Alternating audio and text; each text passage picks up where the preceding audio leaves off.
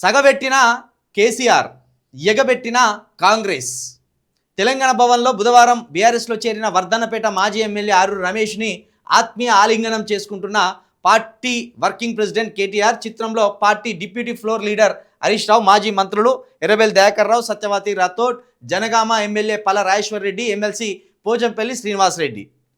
మొత్తానికి నిన్న ఆలింగనాలు, ఒకళ్ళ మీద ప్రేమలు ఒకళ్ళ మీద ప్రేమలు వలకబొత్తాన్లు. దానికంటే ముందు ఇక్కడ ఏమన్నారు జర వినిగా ఆరూరి రమేష్, మరి నువ్వు ఈయన కాళ్ళు పట్టుకున్నావా ఆయన నీ కాళ్ళు పట్టుకున్నాడా ఇప్పుడు తెలవాలి. కొంతమంది పవర్ బ్రోకర్లు, కొంతమంది నాయకులు ఈ పార్టీని వదిలిపెట్టిపోతా ఉన్నారు. బట్ ఒకటే నిర్ణయం తీసుకున్నది పార్టీ, ఎవడైతే ఇప్పుడు పార్టీ నుంచి పోయిండో రేపు కాళ్ళు మొక్కినా పార్టీలోకి రానిచ్చేది లేనే లేదు. ఎట్టి పరిస్థితుల్లో వాడిని మళ్ళా పార్టీలకు మాత్రం రానిచ్చేది లేదు. ఎందుకంటే మీరు ఇలా కష్టకాలంలో ఈ టైంలో పార్టీకి ద్రోహం చేసిన వాళ్ళు కన్న తల్లికి ద్రోహం చేసినట్టుగా భావించాల్సి ఉంటుంది. ఇది అన్యాయం కాదా? ఏం తక్కువ చేసింది పార్టీ? మీకు అన్ని అవకాశాలు తీసుకున్నారు, ఇవాళ వాళ్ళే పోతా ఉన్నారు. సరిగ్గా సంవత్సరం లోపే మళ్ళా ఆరూరి రమేష్ గారు అటు బీజేపీకి గోడదునికి పెయిన్లు, ఇటు మళ్ళా యథావిధిగా బీఆర్ఎస్లోకి వచ్చే ప్రయత్నం చేసిండు. ఇప్పుడు ఎవరి కాళ్ళు ఎవరు పట్టుకున్నారు? ఇక్కడ ఎవరి కాళ్ళు ఎవరు పట్టుకున్నారో కొంచెం ఆలోచన చేసుకోవాలి. సేమ్ ఇదే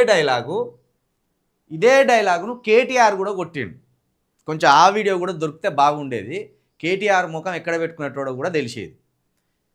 మరి ఇప్పుడు ఆరూరి రమేష్ దగ్గర ఉన్న పైసలకు ఆశపడి కేటీఆర్ గారు కావచ్చు, హరీష్ రావు గారు కావచ్చు, ఇంకా అధినేత గారు కావచ్చు రమేష్ గారి కాళ్ళు పట్టుకొని పార్టీలోకి ఆహ్వానించినలా, లేకపోతే ఆరూరి రమేష్ గారే పోయి అయ్యా ఇక నాకు రాజకీయ జీవితం సమాప్తమయ్యేటట్టున్నదని ఆరూరి రమేష్ గారే పోయి వాళ్ళ కాళ్ళు పట్టుకున్నాడు.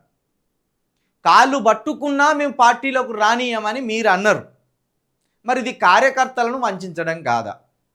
పార్టీలో ఉన్న అవకాశాల కోసం ఎదురు చూస్తున్న అసలు సిసలైన ఫైటర్లని, అసలు సిసలైన ఉద్యమకారులను మోసం చేసినట్టు కాదా? ఏం పార్టీ? నీ పార్టీకి ఏం విలువలు ఉన్నాయి? నీ పార్టీ ఎవరిని ప్రోత్సహిస్తాను? పెట్టుబడిదారులను ప్రోత్సహిస్తుందా?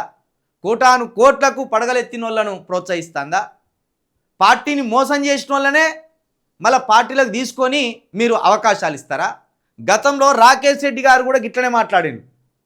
నీ పార్టీ పింక్ పార్టీ కదా, ఇగో పింక్ చీర కట్టుకో, ఇగో పింక్ గాజులు వేసుకో, ఇగో పింక్ కండువ వేసుకో, పింక్ పాయింట్ వేసుకో, పింక్ షర్ట్ వేసుకో, నువ్వు మొత్తం పింకియే వేసుకో అని ఎమ్మెల్సీ గతంలో ఇప్పుడు తీన్మార్ మల్లన్న మీద ఎమ్మెల్సీగా పోటీ చేసిన రాకేష్ రెడ్డి కూడా సేమ్ గిట్లనే ఇష్టానుసారంగా విమర్శించినాక పార్టీలోకి తీసుకున్నారు.